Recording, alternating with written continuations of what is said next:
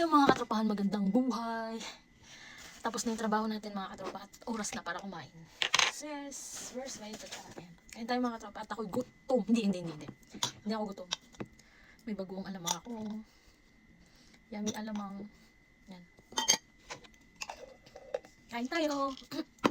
Habang kumakain tayo mga katropa, magkwentuhan tayo habang kumakain. At syempre, timplahin ko muna ang aking favorite drinks. Favorite drinks? Yes. Ang Shipu Apu. Ayan mga katropa. Shipu Apu.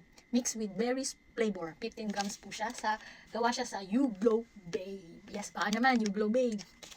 Ito ay mahigit 2 taon ko na siyang iniinom. Yes. At ako'y sobrang na-in-love dito sa Shipu Apu You Glow Babe ng You Glow. Ano ba yan? Ng You Glow Babe. Ayan, na-in-love ako dito kasi ako yung taong malakas kumain. Ay, hindi. Huwag naman masyado. Hindi ako malakas kumain. Yes, hindi ako malakas kumain. Kapag iniinom ko to, sobrang mabilis matunaw yung kinain ko. So, nakakaano siya. Siyempre, ang ingredient nito ay L-carnitine, glutathione, yeah. Nakakapagpaganda siya ng balat mga katropa. Tapos, meron siyang Garcinia cambogia, sodium ascorbate, and stevia. So, yung stevia niya, healthy yun mga katropa. So, matamis nga siya, pero hindi siya nakaka-diabetic. Siyempre, bago kayo uminom nito, kailangan kumonsulta muna kayo sa inyong mga doctors kung may diferensya ba ang inyong katawan o sa loob ng ating katawan. Yes. And kung diabetic ka, siyempre kung diabetic ka, tapos inom ka ng matamis, wag, iba yung inumin mo, di ba? Kailangan mga healthy. Actually, healthy rin ito. Yes. Basta kailangan always magpapacheck up kayo mga katropa bago kayo uminom ng mga pampaganda or kahit na ano. Alright? Yun lang yung payo ko. So basta ito, gusto ko to kasi nga mahinang-mahina akong kumain. Kaya ito, nakaka-detox. Madaling matunaw yung pagkain ko, nagpupupo agad ako. Ako, dami kong kwento, kakain ako. So ganito lang yung pamamaraan ha. Pamamaraan ng pag-ano nito. Paggawa. Isang sachet, ibuhos sa madaming tubig. Dinamihan ko kasi malakas ako uminom ng tubig. Ayan, lemon. And then, pipigaan ko ng lemon kasi gusto ko may lemon. Gusto ko maasim-asim. Yes. Ayun, pipigaan na natin mga katropa. Yes. And then, saka natin hahaluin. Haluin natin. May drinks na tayo mga katropa. Yan, napakasimple lang. Ganyan lang. So, lagyan natin ng takip. Ayan lang drinks. And then, we start to eat. Nag-pray na po ako mga katropa. Inggitin ko kayo ng sausawan ko mga katropa. Chili na may suka at bagoong. Pigaan pa natin ng lemon. OMG, gutom na ako. Kwentuhan ko kayo sa nangyari. Mapagpalang buhay mga katropa, kain tayo. Today, simula nung Monday, Tuesday, ngayon Wednesday. Sobrang busy ko mga katropa. I want to eat now. Kasi yung tira kong pagkain kanina, siyempre bawal itapon. Pwede ka naman kainin. At ang aking ulam ay tilapia! Alam niyo mga katropa kung saan ako nakakita ng tilapia. Baka nagtatanong kayo kung ano to. Ito po ay buckwheat. Buckwheat. Hindi po siya rice, buckwheat. Ito naman ay brown rice. Then ito naman ay tilapia. Ang laki tilapia mga tropa. Mga tropa, namasyal ako sa Banhop noong, kailan ba yun? Saturday. Yes, Saturday. And then bumili ako ng isda tilapia. So nakita ko yung tilapia ay mura lang. 6 something, magsi 7. Yung bumili ako ng 2, tapos isang bangus. Yung bangus medyo mahal, baka nasa 12 yata yung bangus. Kain tayo mga katropa. Sarap talaga pag isda. Kasi nagsasawa na ako sa manok.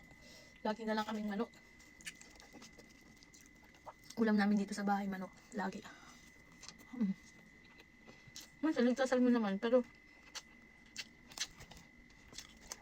mas trip nila yung manok tsaka beef. Lagi na lang karne. Gusto ko kumain ng isda. Kaya bumila ako ng isda ko. Kain tayo mga katropa. Hindi ako nakaka-post ngayon kasi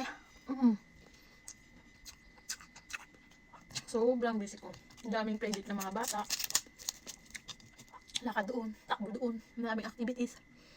Sa school, busy yung mga magulang. Siyempre, wala sila. Ako nag-ano. Ako yung pangalawang magulang nila. Mga alaga ko. Kaya, takbo dito, takbo doon, akyat doon, punta sa playpool, punta sa musikla, punta doon sa kabilang playdate. Ay, kawawa. Thanks God. Thanks God at malakas tayo mga katropa. Salamat kay Lord at may pagkain. Kain tayo. Kumain na ba kayo? Mga katropa, may kikwento nga po pala ako sa inyo. Noong Sunday ba yun? Ay, Saturday pala. Saturday. pumunta ako ng Asian store. Diyan, may nakasalubong ako mga Pilipina. Kabayan. Mga maedad na. Akala nila, Chinese ako. Nagtanong sila sa akin, akala namin Chinese ka. Lagi ako napapagkamalang Chinese, mga katropa. Hindi po ako Chinese, mukha lang po akong Chinese, pero wala rin po kaming lahing Chinese. Di ko ba alam kung bakit ganito yung mukha ko at mukha akong Chinese. Kasi sabi sa akin ng matandang Pilipina, are you a Chinese? Sabi ko, kabayan, mukha po ba akong Chinese? In English kasi niya ako. Tinagalog ko siya. Hindi po ako Chinese. Ako po ay pure Filipino. Actually, yung kabayan na nagtanong sa akin, ay, lokal siya dito. Yun. Ay, edad na. Di ko na, alimutan ko na yung pangalan. Alam ko, tinanong ko yung pangalan, pero nakalimutan ko na. Kaso hindi ko kinuha yung number.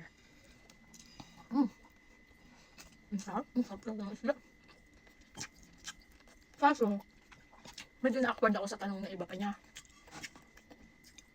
Kasi, bakit naman? Kasi, mga katropang kabayan, sa tuwing nakakakita ko ng mga lokal na kabayan dito sa Switzerland, lagi na lang, pambungad nilang tanong sa akin, may asawa ka dito? Nakapangasawa ka dito? O may boyfriend ka dito? Alam mo, hindi naman ako naiinis sa mga tanong nyo, pero parang awkward ako. Bakit parang ganun lagi yung tanong nyo, ha? Lahat ba ng mga tao dito, lahat ba ng mga kabayan dito, lahat ba ng mga Pilipina dito sa Switzerland ay nakapangasawa dito? So yun na nga mga katropa, sabi niya sa akin, feeling close kami ni nanay, na nagtanong na yun. Sabi niya sa akin, umusta ka, nakapangasawa ka na ng taga rito, kaya ka nandito? Sabi niya ganun. Anong lahi mo? Sabay sinugundahan pa ng ganun. Anong lahi yung napangasawa mo? Sabi niya ganun. Sa akin. Sabi ko naman, ha? Nabalong ko, ha? Sabi ko, ha? Ano po yun? Bigla ako sa tanong niya eh.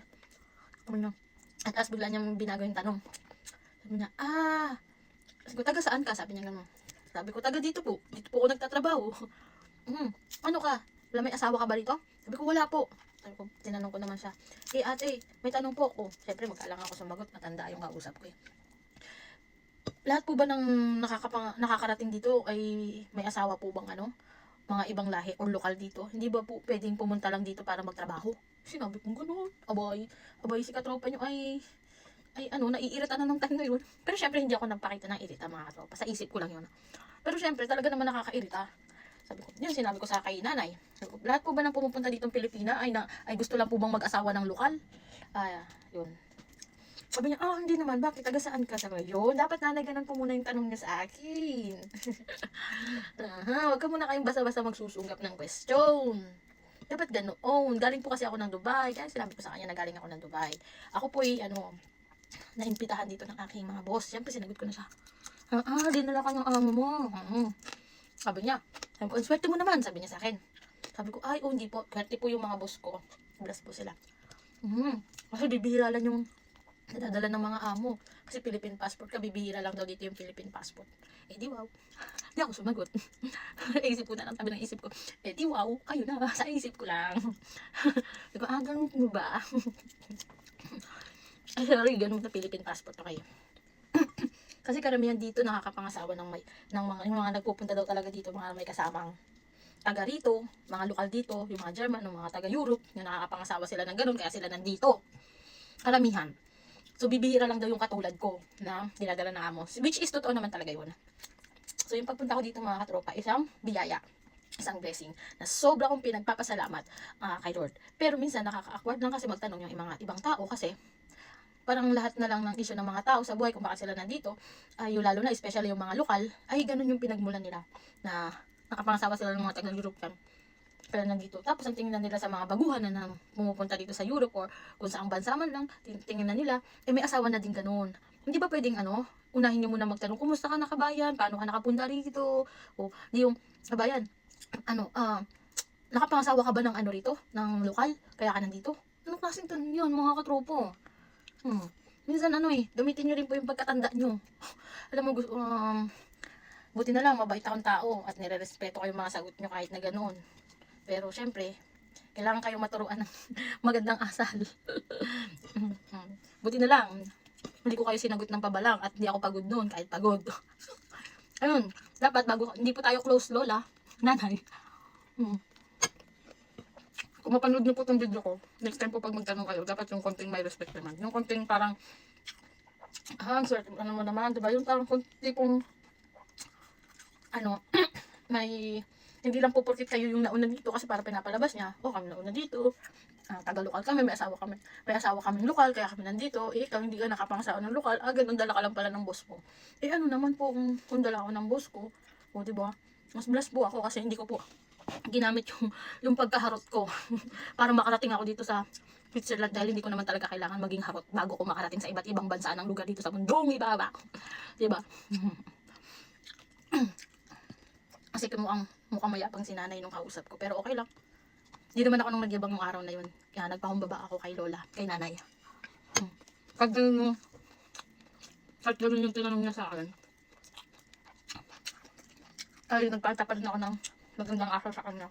Kahit na yung kabilang utak ko, nababanas. Yun lang. Tapos, eto pa. Eto matindi dito mga katropa. Sinabihan niya ako na, bata ka pa, Neng. Sabi niya sa akin ganun. May gatas pa daw ako sa labi. Pwede pa daw ako maghanap ng duduwain at aasawain dito. Diyos ko. Kinaruan pa ako ni Lola.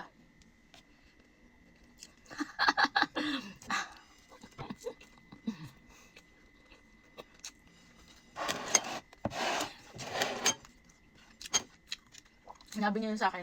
Hindi ko na, nakalimutan ko lang kasi yung pangalan niya. Buti na lang nakalimutan ko yung pangalan niya. Kundi siya shoutout ko siya ito. Sinabihan niya ako ng ganun. Bata ka pa, pwede ka pang maghanap ng ano. Ito pa matindi mga katropa.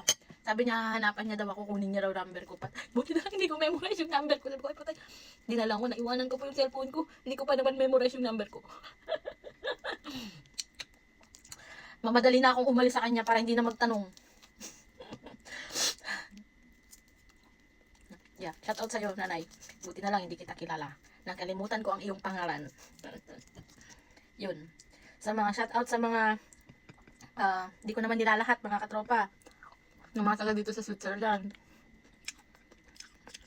Or yung mga may European passport. Yung hindi ko naman nilalahat, yung iba lang.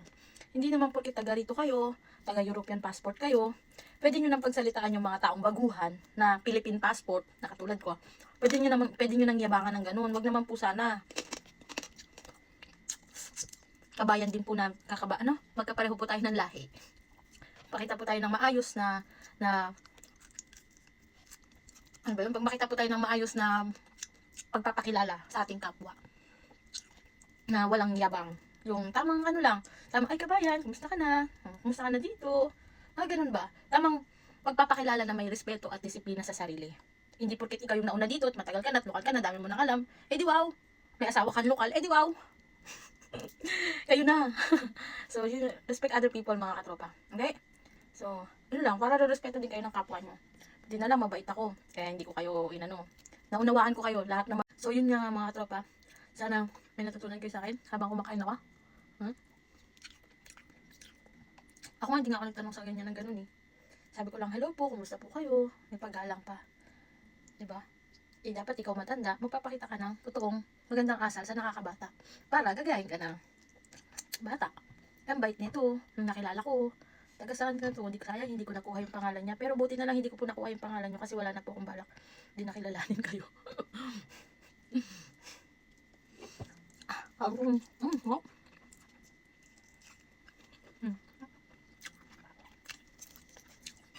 Sabagay, iba-iba nga po talaga yung mga tao sa mundo.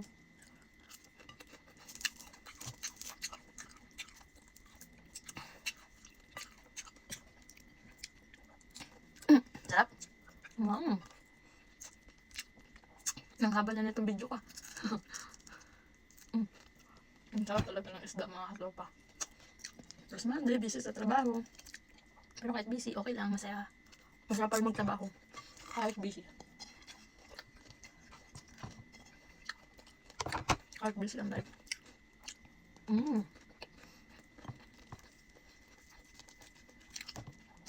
Gusto ko sana tanongin si nanay kung nagta-touch ba siya. Pero parang nawala na ako ng gana ng time na yun kasi mayabang si nanay eh. Hindi ko na siya tinanong. Gusto ko na siyang iwanan.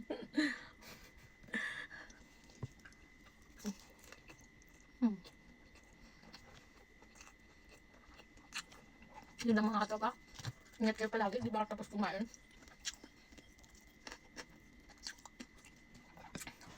Pagpalain ng buhay.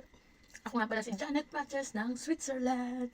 Ingat po kayo palagi at be good po sa lahat ng mga taong makikilala po natin. Huwag po kayo masyadong magyabang o na parang tipong papel po kayo sa ere. Dapat matuto po tayong makibagay sa kapwa natin, mapagkumbaba. Huwag tayo masyadong mahangin kasi baka pa rin po tayo nang di natin inaasahan. So yeah, be nice lang po always. So ingat po kayo, bye bye. Uubusin ko pa tong isdang malaki kasi ngayon lang ako nakakain ng isda. Bye!